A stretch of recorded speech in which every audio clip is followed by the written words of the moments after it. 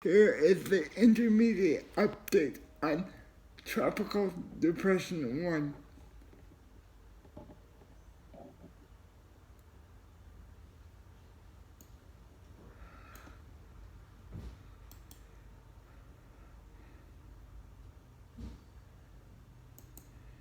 Reconnaissance aircraft finds the depression a little better organized.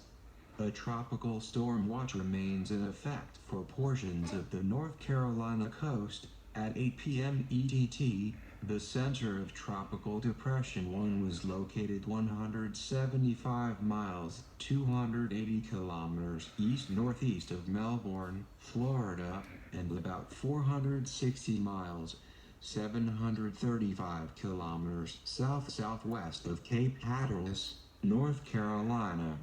The depression is moving toward the northeast near 14 miles per hour, 22 kilometers per hour. A motion toward the northeast or north-northeast is expected tonight into Sunday morning. On the forecast track, the depression is expected to remain well offshore the east coast of Florida and Georgia tonight and Sunday, and then move near or east of the coast of North Carolina on Monday. A tropical storm watch is in effect for Surf City to Duck, North Carolina, including Pamlico and Albemarle Sounds.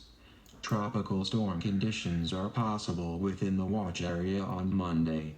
A tropical storm warning could be required for portions of the watch area by Sunday morning. Maximum sustained winds are near 35 miles per hour, 55 kilometers per hour, with higher gusts. Gradual strengthening is forecast, and the depression is expected to become a tropical storm on Sunday.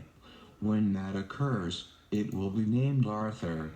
For storm information specific to your area, including possible inland watches and warnings, please monitor products issued by your local National Weather Service forecast office at www.weather.gov. The next completed advisory will be issued by NHC at 11 p.m. EDT, www.hurricanes.gov.